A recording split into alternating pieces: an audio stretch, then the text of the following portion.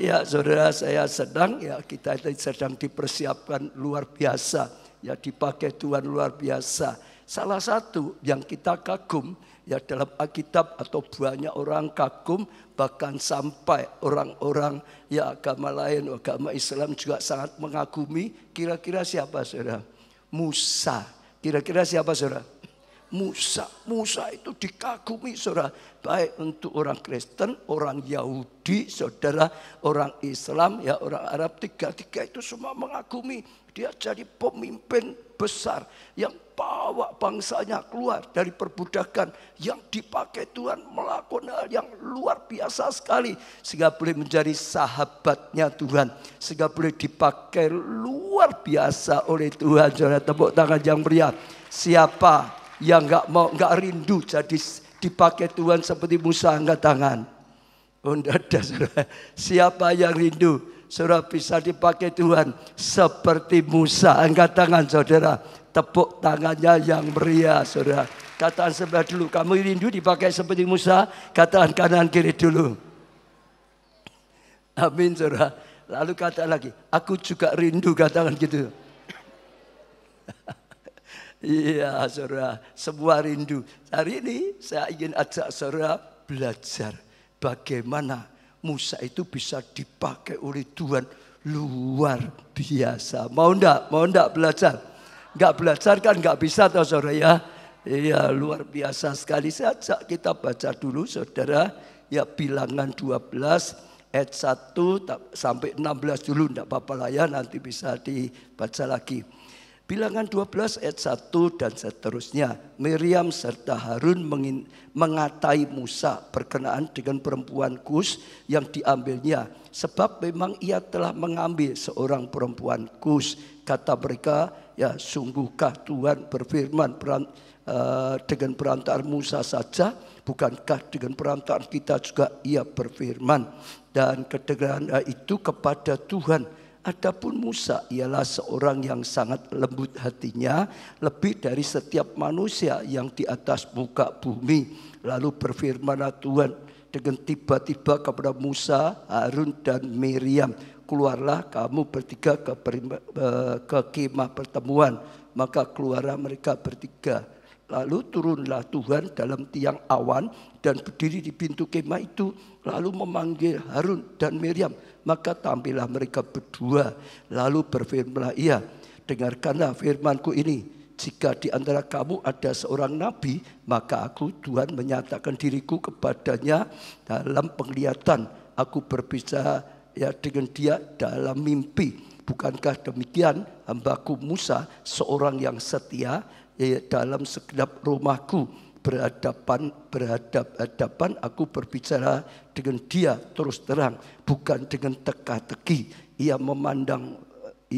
memandang rupa Tuhan.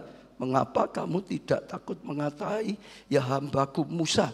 Sebab itu bangkitlah murka Tuhan terhadap mereka. Lalu pergilah ia.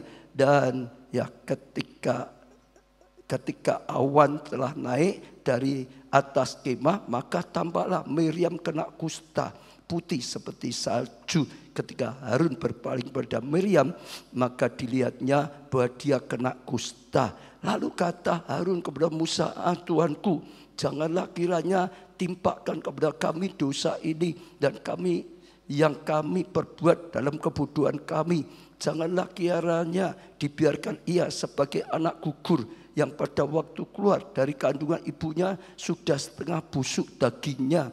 Lalu berserulah Musa kepada Tuhan, Allah, ya Allah, sembuhkanlah kiranya dia. Kemudian berfirmanlah Tuhan pada Musa, sekiranya ayahnya meludahi mukanya, ya tidaklah ia mendapat malu selama 7 hari.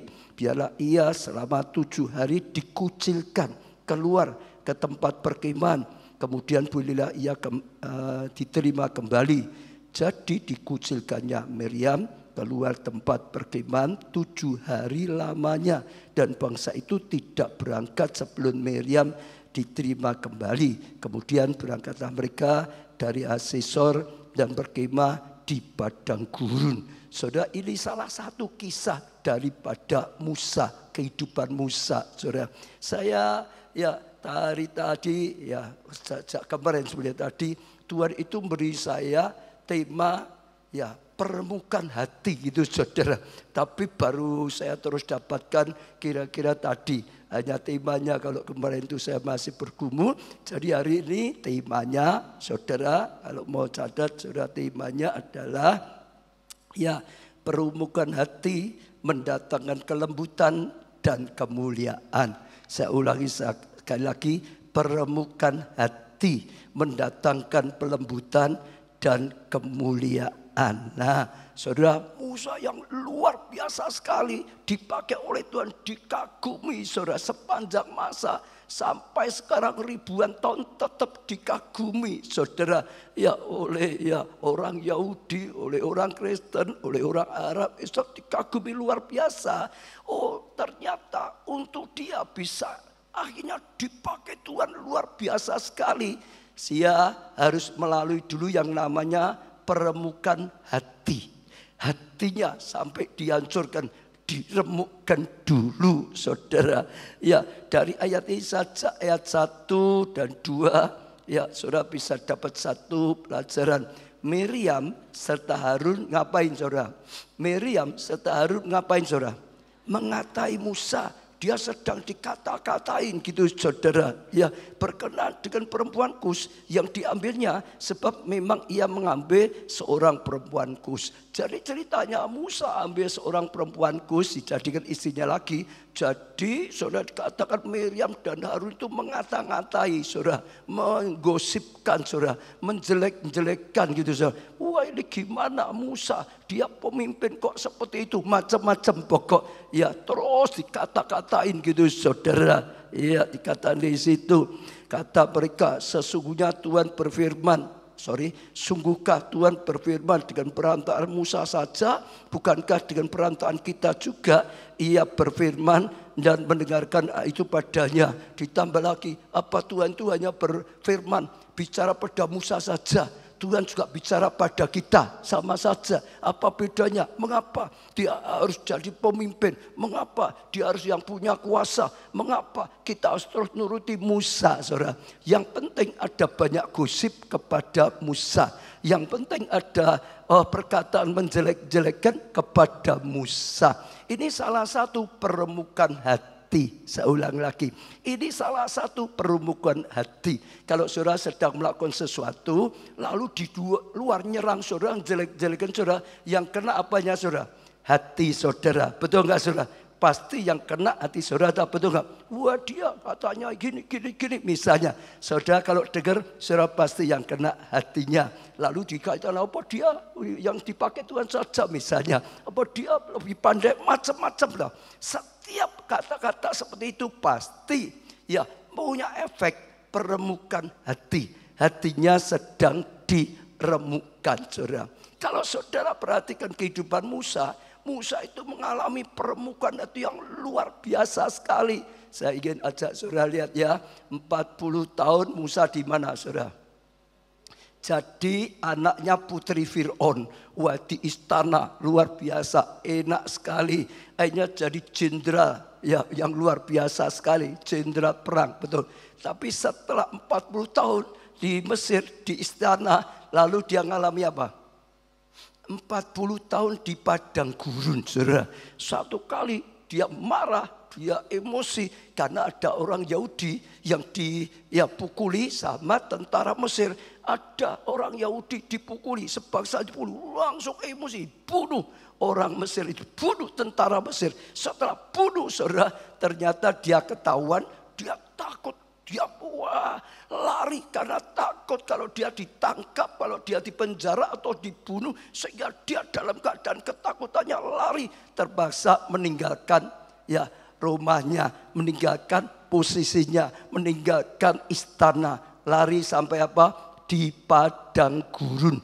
Di padang gurun itu mewah atau melarat? Ya enggak tahu, enggak mungkin enggak melarat. Pokok pasti beda sekali dengan di istana, betul nggak saudara?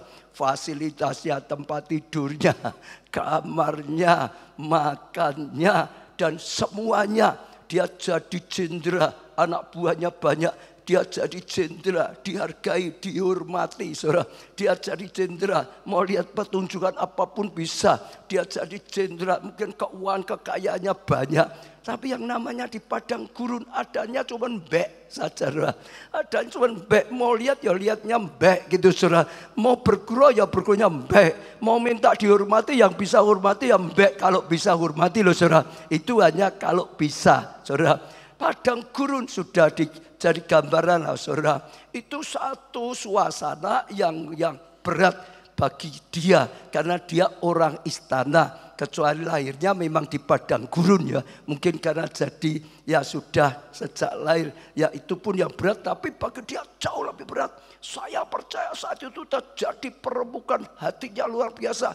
Dulunya bangga, dulunya sombong, dulunya hebat, harus dihormati. Ada tadi ya tentara Mesir, ganggu aja, mukul orang bangsanya. Orang lain mukul malah dibunuh dia.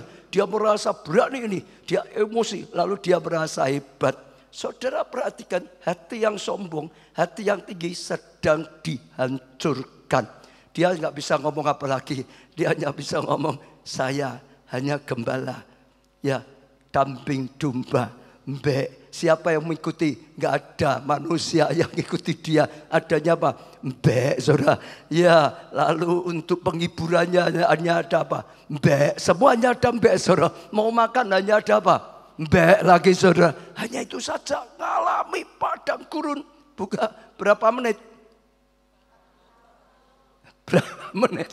Nggak bisa dihitung, saudara. Bukan berapa menit, bukan berapa hari, saudara. Betul? Bukan berapa minggu, saudara. Ya, bukan.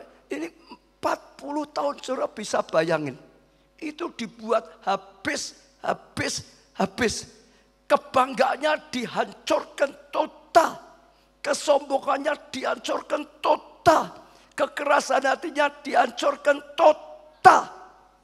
Kalau orang sudah terkapar 40 tahun itu, saudara bisa bayangkan. Betul? Dia mengalami penghancuran hati yang luar biasa. Setelah itu Tuhan panggil dia, Tuhan pakai dia mulai kembali ke Mesir. Betul, saudara ya? Hadapi Fir'aun, saudara. Temui Fir'aun. Ngomong apa dengan Fir'aun? Biarkan umat Allah pergi dari perbudakan. Dia itu lari ketakutan dengan Fir'aun. Kalau ditangkap, betul enggak? Lari Mesir itu kalau ditangkap, saudara. Hatinya pengecut, hatinya pecundang. Dulu jenderal kelihatannya hebat. Hebat kalau punya kekuasaan. Begitu enggak ada kekuasaan sudah ketakutan setengah mati. Sekarang hatinya dibangun lagi, diubah lagi, saudara. Temui Fir'aun. Setelah keluar ya Tuhan sertai di padang gurun, saudara. Dalam perjalanan menuju tanah Kanaan, enak atau senep. Itu mimpin jutaan orang yang tegar tengkuk. Saya ulangi ya, di sini KKS. Angkat tangan, yang KKS. Yang KKS angkat tangan. Anggotamu kalau tegar tengkuk, ada satu aja lah. Tegar tengkuk saja kira-kira gimana? Sambat-sambat toh. Iki trouble terus loh. Ini gue kayak bahkan loh. Merusak acara terus loh. Betul gak, saudara? Itu kan, saudara, dia hatimu seperti ya diajar terus, saudara. Betul gak, saudara? Itu penghancuran hati. Oh, itu hanya kalau ada satu, dua, semua apalagi anggota komselnya semua tegar tengkuk kayak Bin. Kayak apa? Fakta, saudara. Betul? Orang tua yang anaknya kurang ajar semua. Waduh. Guru juga gitu, pemimpin dimanapun sama. Itu perembukan hati yang luar biasa. Ini bangsa tegar tengkuk. Tuhan sendiri yang ngomong, ini bangsa tegar tengkuk. Ngeyel terus. Sudah dibawa keluar, masih sambat terus, saudara. Kurang air sedikit, marah-marah, nuduh Musa, Harun, betul, saudara. Jauh ada mujizat air. Marah-marah lagi, nuduh lagi. Ngapain di sini? Gak bisa makan. Tuhan tolong lagi, selain air, roti mana? Betul nggak, saudara? Sudah roti mana? Masih aja mengeluh lagi. Roti terus, bosan aku. Nggak ada tongseng, nggak ada gulai, gitu, saudara. Iya, saudara. Wah, terus tegar tengkuk. Ada burung puyuh, masih mengeluh terus, mengeluh sampai dia sempat emosi, toh. Ya disuruh ngatakan pada batu karang keluar air, pukul, saudara. Dia ngalami bangsa yang tegar tengkuk. Kalau saudara bisa rasakan jari Musa. itu hatinya diremukkan luar biasa. Sudah enggak ada, enggak bisa satu. Dia ngalami peremukan hati. Betul? Betul? Ada di sini yang pernah ngalami peremukan hati? Dikebuki kabeh, dibantu sama Tuhan. Orang yang dipilih itu ngalami gitu. Dia bisa gitu tuh karena ngalami permukaan hati. Saudara, enggak remuk hati, enggak bisa. Saudara, dipakai Tuhan luar biasa. Betul toh? Ada satu ayat cuma saya belum cari. Tuhan itu senang, belas kasihan, berkenan pada orang yang remuk hatinya. Doanya didengar, dilindungi, disertai. Saudara lihat semuanya lah. Bukan hanya Musa, saudara. Siapa lagi? Yusuf. Yusuf itu dapat mimpi, mau dipakai jadi penguasa Mesir, orang besar, selamatkan banyak. Siapa yang mau seperti Yusuf? Saya ulangi lagi saudara, dipakai Tuhan, selamatkan keluargamu.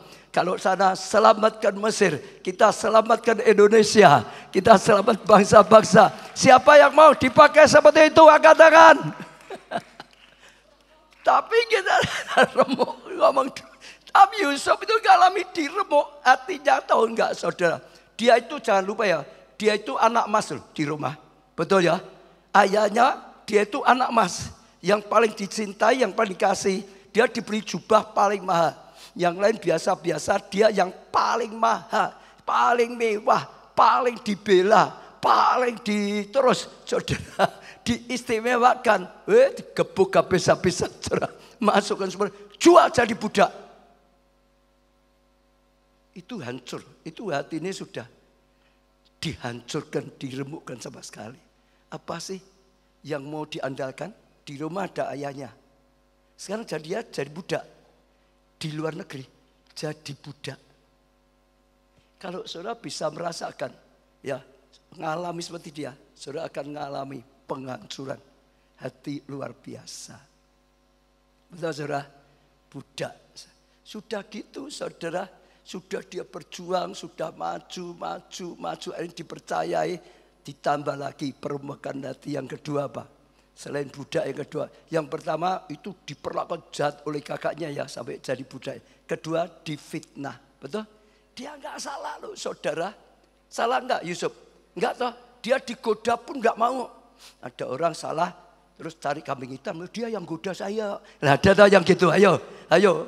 Cari kambing hitam ya tetap salah. Digoda kok mau. Loh ya tak saudara, betul gak saudara? Jangan cari kambing hitam, digoda kok mau. Ya enggak mau, harusnya seperti Yusuf. Yusuf sudah enggak mau loh saudara. Tetap saja dia bela, dia pegang firman. Dia bela Potifar loh. Betul tak? Dia bela suami. Tapi begitu pulang, istrinya lapor Potifar. Yusuf yang nangkap, yang masuk ke penjara siapa?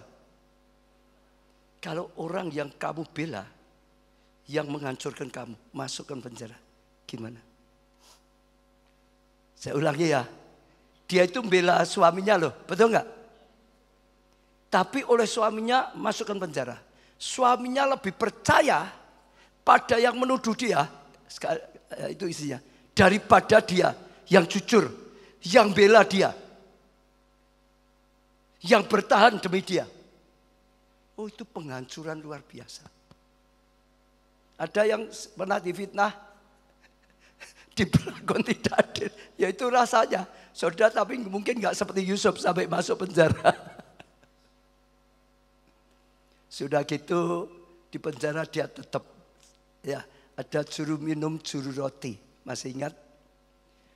Dua mimpi nggak bisa mengartikan, ditolong oleh Yusuf, dua-dua diartikan.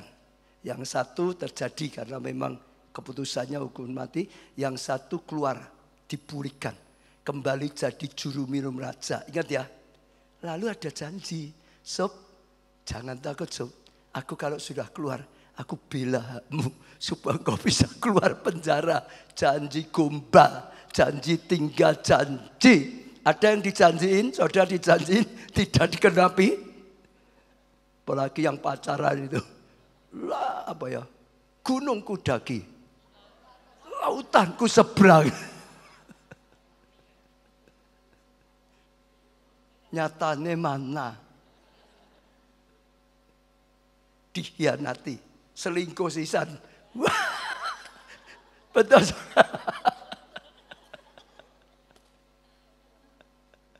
Aku akan kerja mati-matian untuk membahagiakan kau, malah nganggur ra kerja. Kerjanya main adu jago. Loh, nah ini kita perlu bayangkan. Yusuf itu mengalami peremukan hati yang luar biasa. Betul saudara? Siapa lagi? Daud satu aja. Daud mengalami enggak peremukan hati? Datangi Samuel loh. Diurapi loh. Supaya jadi raja loh. Betul? Ayo siapa yang mau juga dipakai seperti Daud? Wah, diangkat Tuhan jadi raja untuk umatnya, dipakai Tuhan. Dia luar biasa sekali. Siapa yang mau? Atau yang enggak mau dulu? Siapa yang enggak mau dipakai seperti Daud? Angkat tangan. Siapa yang mau sekarang? Angkat tangan yang mau. Mau proses ya? Mau lo ya? Ini sedang jalan, banyak yang jalan. Karena kalau Tuhan beri firman itu rema, tahu enggak? Karena saudara sedang jalan ini dikasih firman ini. Saudara terhibur nanti. Saudara tahu enggak apa-apa. Itu prosesnya. Amin saudara. Benar saudara. Saudara difitnah kalau saudara benar jadi pahlawan kok nanti. Betul enggak saudara? Daud sama saudara diproses habis-habisan saudara. Iya dia diiri oleh Saul, betul? Dia mau dibantai loh, mau dibunuh loh saudara. Betul enggak? Terus dia enggak salah loh saudara. Hanya karena dinubuati Tuhan dia mau dibunuh itu saudara. Kalau saudara dapat visi dari Tuhan, lalu orang yang dengar marah gitu saudara. Saudara mau dijatuhkan. Misalnya sama-sama usaha itu ya. Wah lalu sainganmu enggak senang gitu. Wah jatuhkan saudara. Ya dihancurkan, ini macam-macam. Betul? Ngalami sampai kalau saudara tahu ya, Daud itu sempat loh. Ya, dia kan harus kehilangan kedudukannya, dia kehilangan hartanya, dia kehilangan keluarganya, sampai jadi pelarian, sampai dia sempat pura-pura jadi wong edan. Loh betul tahu saudara? Supaya enggak ditangkap, pura-pura sampai jadi wong edan loh saudara. Prosesnya besar. Itu peremukan hati. Ada yang sudah alami seperti Daud sampai dikejar-kejar mau dibunuh terus, lari masih dikejar untuk dibunuh. Nah, difitnah wis loro banget kadang gitu. Dikatain pedes saja sudah loro banget. Tapi itulah proses. Dengar ya, untuk mencapai rencana Tuhan yang luar biasa, seperti Musa, seperti Yusuf, seperti Daud, lewat satu hal yang kita sebut peremukan hati. Tapi saudara nggak akan remuk asal nanggapinya dengan benar. Itu proses. Peremukan hati akan membuat kelembutan. Hati akan membuat hati kita lembut. Hati kita apa saudara? Lembut. Hati saudara apa? Lembut saudara. Buat hati saudara justru lembut. Ayat 3. Ya, adapun Musa ialah seorang yang apa? Bukan hanya lembut loh saudara. Sangat lembut. Apa saudara? Sangat lembut. Padahal Musa dulu orangnya kaku. Betul toh? Orangnya Musa itu keras. Aslinya keras. Ada orang ganggu bangsanya saja, mukul bangsa saja dibunuh langsung kok saudara. Ini orang yang keras. Tapi setelah ya penghancuran ya hati, saudara, hatinya jadi sangat lembut. Lebih dari setiap manusia yang ada di muka bumi. Hebat saudara. Bukan hanya hatinya lembut. Bukan hanya sangat lembut. Lebih dari semua orang yang ada di muka bumi pada saat itu. Artinya sangat lembut. Sampai orang kalau ketemu seorang berkata dia sungguh lembut hati. Setiap orang pasti bisa melihat dia orang yang lembut hati. Sampai Tuhan berkata lebih daripada yang lain. Siapa yang senang hatinya keras, angkat tangan. Siapa yang rindu hatinya lembut, angkat tangan. Pakai tadi perumukan hati. Orang diremuk hatinya akan kaku, atos, kasar. Ya toh ya, coba wis dibanting-banting sampai jadi benjut gitulah, hatinya lembut dewe. Hatimu sudah lembut apa belum? Saya tanya. Ya, nek urung ya terus banting-banting sampai lembut, diamperin terus saudara. Dihancurin terus saudara. Sampai lembut saudara. Makin lembut, makin bisa digunakan. Makin lembut, makin digunakan lebih lagi. Makin lembut, makin digunakan lebih lagi. Lebih lagi, lebih lagi, lebih lagi saudara. Ayat 4 saudara. Ya, lalu berfirman Tuhan dengan tiba-tiba kepada Musa, Harun dan Hur, keluarlah kamu bertiga ke kemah pertemuan, maka keluarlah mereka bertiga. Lalu turunlah Tuhan dalam tiang awan dan berdiri di pintu kemah itu, lalu memanggil Harun dan Miriam, maka tampillah mereka berdua. Lalu berfirman ia, ya, dengarkan firmanku ini, jika di antara kamu ada ya seorang nabi, maka aku Tuhan menyatakan diriku kepadanya dengan penglihatan, dalam penglihatan. Aku bicara dengan dia dalam mimpi. Maksudnya dipanggil dua orang. Kan mereka mengaku mereka juga nabi. Sama seperti Musa. Bukan hanya pada Musa bicara. Tuhan dengan kita juga bicara. Sekarang dipanggil mereka berdua. Tuhan ngomong, kalau ada di antara kamu yang nabi, yang aku pilih, aku akan bicara dengan kamu muka dengan muka, menyatakan diri. Ya, siapa? Intinya gitu saudara. Ya, lalu 7, bukan demikian hambaku Musa, seorang yang apa? Setia. Itu hatinya dilembutkan. Setia dalam segenap rumahku, di rumah Tuhan. Kalau sekarang di dalam gereja, orang yang setia. Setia. Setia. Setia. Setia. Orang setia pada Tuhan itu biasanya kalau si banting-banting wis remuk, ora iso apa-apa, terus ditolong Tuhan, itu setia. Kayaknya nyadari, iki hidup keduaku. Aku sudah hancur. Aku sudah tidak ada apa-apanya. Aku bisa diampuni, bisa diselam, bisa seperti ini kemurahan Tuhan. Aku boleh melayan kemurahan Tuhan. Dia akan jadi setia. Kalau sudah pernah loh ya. Harusnya mati, harusnya hancur, harusnya sudah dibuang, harusnya sudah habis. Tapi akhirnya ya masih ada jalan dari Tuhan. Biasanya orang seperti ini akan lebih setia. Karena nyadari betapa baiknya Tuhan. Ada yang seperti ini? Umumnya gini juga tahu saudara ya. Kalau belum pernah dibanting, belum pernah entek-entek ke disuruh ikut Tuhan itu ya engkau nek nganggur. Ya dah, repot sidik wis dada gitu. Dia menjadi setia di rumah Tuhan, saudara. Lalu saudara sampai di mana ayat berapa ya?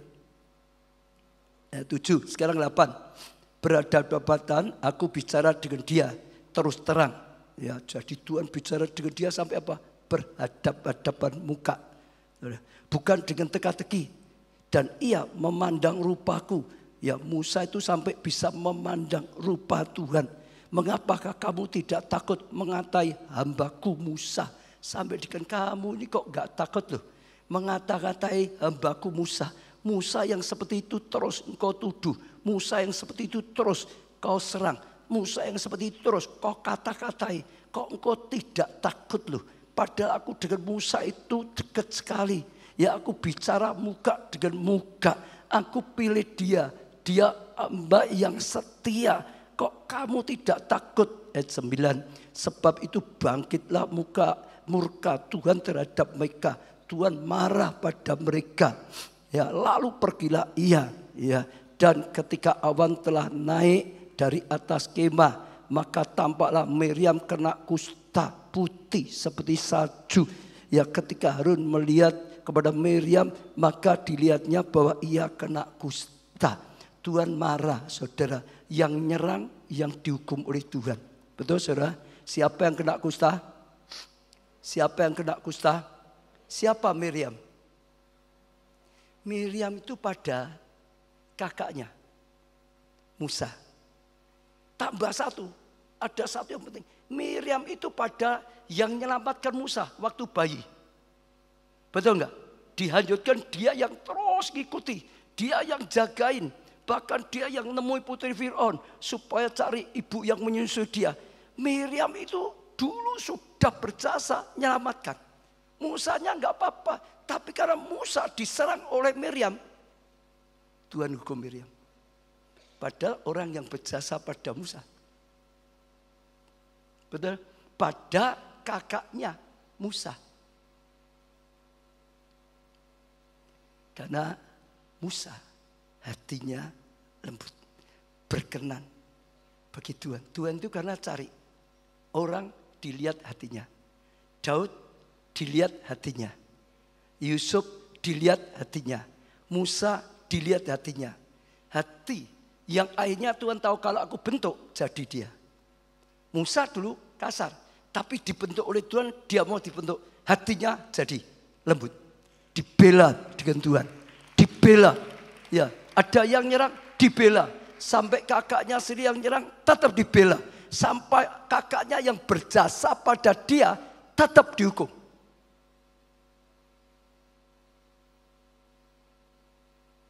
Betul? Maka saya katakan saudara tadi, ya, permukaan hati mendatangkan kelembutan dan apa? Kemuliaan. Betul saudara? Pembelaan Tuhan, kemuliaan dari Tuhan. Jadi jangan takut kalau saudara sedang dibentuk, Tuhan izinkan dibentuk seperti apapun, tapi saudara dalam tangannya Tuhan. Saudara dalam perlindungannya Tuhan.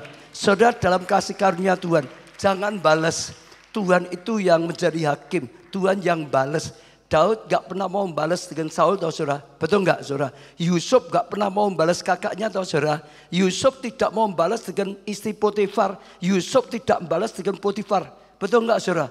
Jangan reaksi yang salah. Saudara, izinkan Tuhan ya, ngadakan permukaan hati kita. Supaya hati kita menjadi lembut. Makin lembut, makin lembut. Hidup kita di tangan Tuhan. Bukan di tangan orang yang gak suka kita. Bukan di tangan orang yang nyerang kita. Hidup kita di tangan Tuhan. Tetap jaga hati. Jangan pahit hati. Jangan sakit hati. Jangan simpen dendam. Betul? Malah penuh dengan pengampunan. Malah penuh dengan ucapan syukur pada Tuhan. Karena tahu ini proses Tuhan untuk mendatangkan kemuliaan. Ya, itu luar biasa sekali saya pelajari saudara. Ya, ayat 11. Lalu kata Harun kepada Musa. Sekarang kata siapa? Harun ngomong dengan siapa? Musa itu siapanya Harun? Adiknya. Tapi ngomongnya apa? Ah, tuanku. Hebat. Saya waktu baca baru terbuka tadi saudara. Waktu saya baca Tuhan lihat ini. Akhirnya kakaknya pun yang dulu apa dia saja. Apalagi dia kakaknya. Sekarang aku, tuanku. Sekarang kakaknya manggil dia tuannya. Karena dia mau permukaan hati yang buat lembut hati. Hatinya lembut, hatinya bersih, hatinya tulus. Hatinya ya kudus di hadapan Tuhan. Tuhan yang berkarya.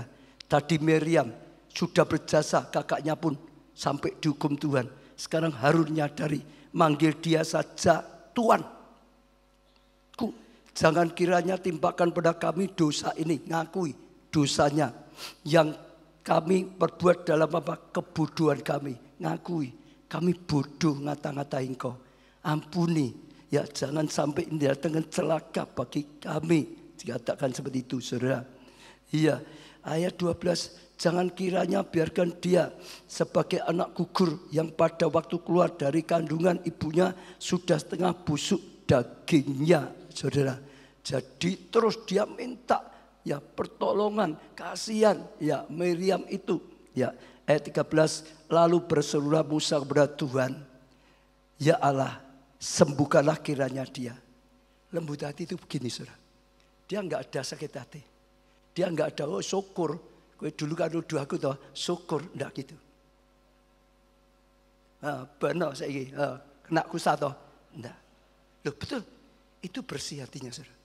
Jangan sampai ya sekalipun kita benar ya dibela Tuhan, orangnya dipukul Tuhan, jangan senang. Jangan senang. Belajar seperti Musa.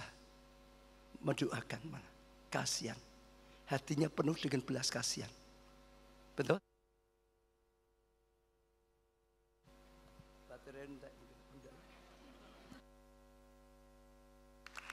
Yes ya. Saya ajak coba buka hati saudara. Ada enggak iri? Ada enggak sakit hati? Ada enggak kebencian? Saudara jangan. Kalau masih ada, saudara akan terus diremuk gitu sampai entek. Lu betul saudara.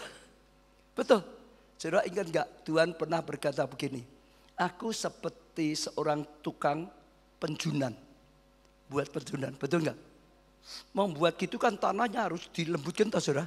Betul enggak? Enggak lembut enggak bisa dibuat itu. Tangannya bisa sakit, betul enggak? Ada batunya apa sakit saudara. Sudah jadi benjol-benjol kan jelek.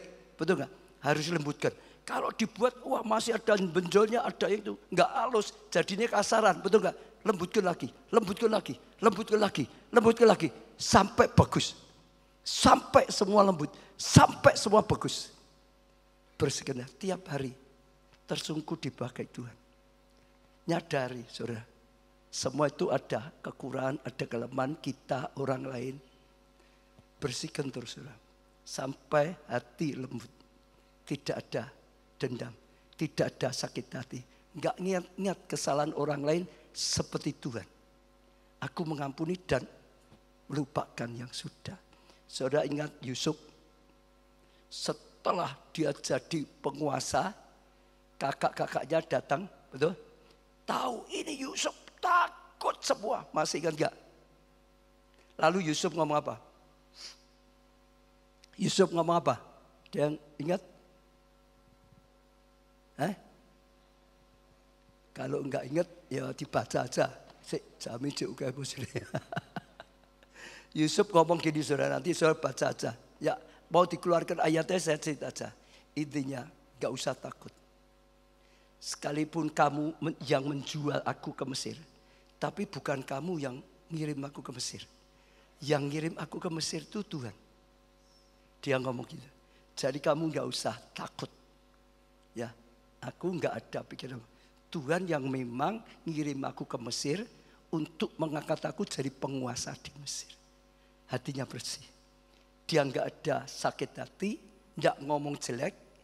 Betul saudara? Enggak nyukur ke, enggak balas dendam, malah menolong keluarganya.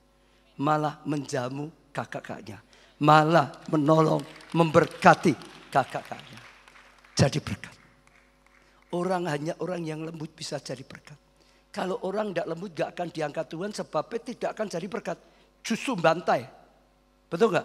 Justru balas, justru penghancuran. Tidak akan bisa dipakai Tuhan. Ayo bersihkan hatimu semuanya. Saudara nanti akan diberkati jadi berkat bagi keluargamu. Saudara akan dipakai Tuhan selamatkan. Bimbing banyak orang. Betul tak? Daud kan juga sama tak? Saul jahat seperti apapun waktu hancur semua Saul. Keturunannya dicari Daud loh. Di mana masih ada enggak keturunan Saul? Aku mau melindungi. Diajak loh, ditampung, diajak makan semeja loh saudara. Hatinya bersih. Jangan ada dendam di antara kita katanya. Jangan ada apa lagi ya biasanya. Oh jangan ada dosa. Tak plesetnya jadi dendam ya. Tapi penting saudara. Kita disiapkan jadi penuai. Hanya kalau hati kita bersih. Lembut hati. Perkataan gak kasar. Kalau kita belum lembut. Ketemu orang malah nyakiti orang. Ngomongannya saja nyelekiti. Betul toh? Nek KKS ngomongin nyelekiti anggota entek. Loh betul loh saudara. Betul gak? Betul gak? Jadi asir nyelekiti. Wong teko wedi. Loh betul saudara. Mau menyelamatkan keluarga, malah nyakiti keluarga amit-amit gak mau percaya. Tapi kalau kita lembut seperti Yusuf, Seperti Daud. Daud itu keluarganya akhirnya datang pada dia semua loh. Ikut dia semua. Dibangun sama dia. Dan lihat kemuliaan. Ya, itu luar biasa. Saudara lihat ya. Akhirnya Musa jadi pemimpin besar. Sertai mujizat. Dipakai. Bawa bangsanya keluar dari perbudakan. Betul? Yusuf tadi sudah jelas. Dia jadi penguasa Mesir. Selamatkan keluarganya. Selamatkan bangsanya. Selamatkan Mesir. Daud dijadikan raja. Selamatkan ya bangsanya. Dan jadi raja yang sangat memberkati hatinya Tuhan. Jadi kesukaan raja.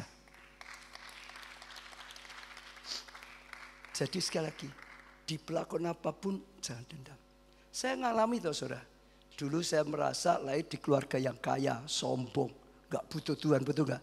Akhirnya Tuhan izin, brodoli rambutnya aja wis habis saudara. Gak bisa dapat pertolongan di mana-mana, betul gak? Datang ya dokter, gak ada, bisa profesor, spesialis, ya pengobatan alternatif, ya tempat-tempat keramat, ya orang-orang sakti, perama, semua gak ada yang bisa menolong. Pokok apapun gak ada yang bisa. Betul saudara? Sampai saya merasa sampah. Saya sudah mikir gak mungkin ada wanita mau jadi istri saya, gak mungkin bisa berkeluarga. Gak mungkin jadi pengusaha, ketemu orang malu. Gak besok makannya gimana? Sampah. Tapi pengalaman itu diizinkan dihabisi sombongnya. Anak orang kaya habis. Gak ada yang bisa disombongkan. Baru andalkan Tuhan. Cari Tuhan. Betul? Tapi proses kita manusia gak pernah habis terus. Karena Tuhan ingin kita makin lembut. Tuhan ingin kita makin murni. Tuhan ingin kita makin tulus. Saudara menghadapi seperti itu, saudara satu ucapan syukur. Ini untuk kebaikan. Betul saudara? Ucapan syukur. Kedua jangan sampai sakit hati. Kepahitan jangan sampai. Maka saudara akan enak. Ini proses reaksi yang benar. Jadi nanggapi yang benar. Jangan salah. Kalau salah malah rusak semua saudara. Saudara hidupmu gak benar digebuk bersyukur.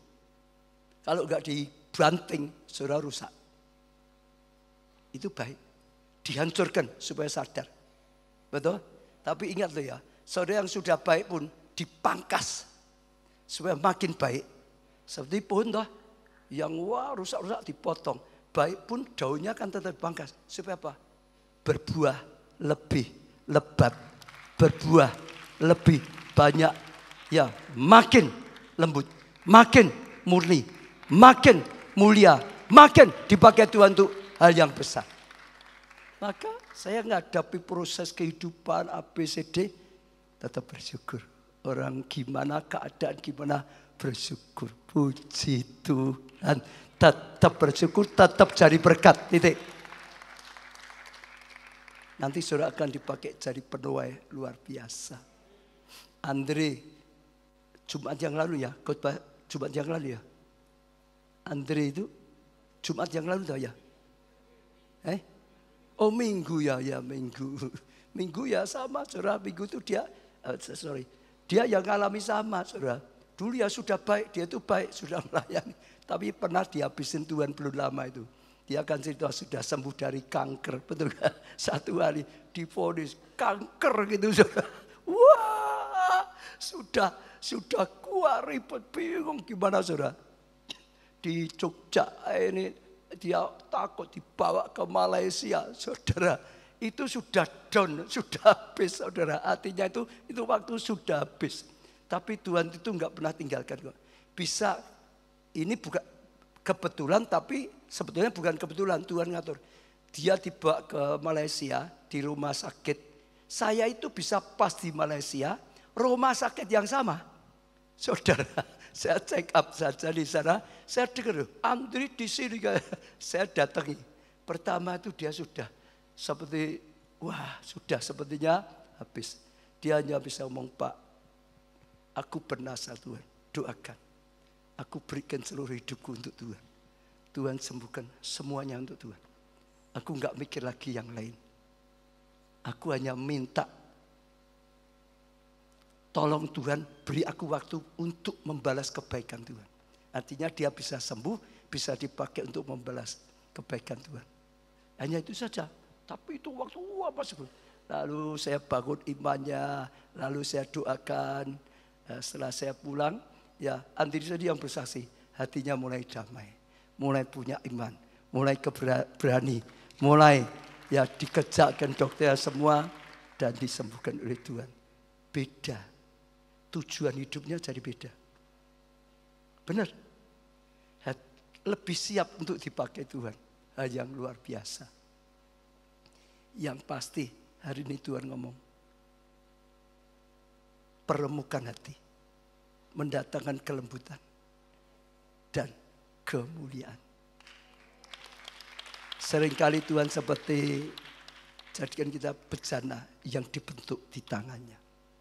Perlu dilembutkan, nanti jadi bejana yang mulia. Bisa PW bantu saya, karena itu penting sekali. Saya akan ajak saudara datang pada Tuhan. Saya percaya ini rema bagi saudara yang sedang mengalami. Saudara, peremukkan hatimu. Biar enggak apa-apa. Tuhan itu dekat dengan orang yang remuk hati. Dia dekat dengan saudara. Dia enggak pernah meninggalkan. Dia punya tujuan baik.